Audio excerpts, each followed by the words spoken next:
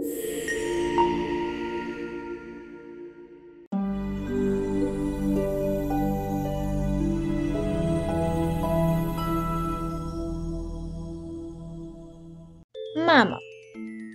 По книжки да чета обичам, любими думички да сричам. И мисля си, че друга няма по-сладка думица от мама. Калина малина. Какво обича да прави детето?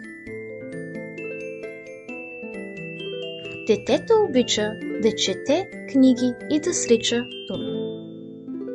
Коя е най-сладката думица на детето? За детето най-сладката дума е мама. Ти как показваш обичта си към своята майка? Дай пример.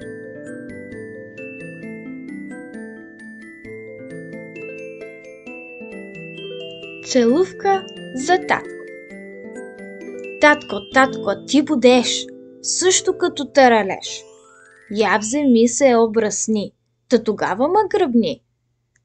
Та високо ме вдигни, та по двете ти страни. Че гладко, че сладко, да ти те целуна, татко.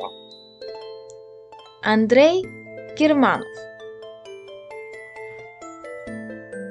Каква е молбата на детето?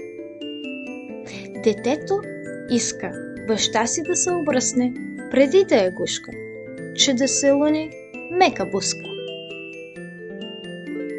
А ти какво искаш от своя татко?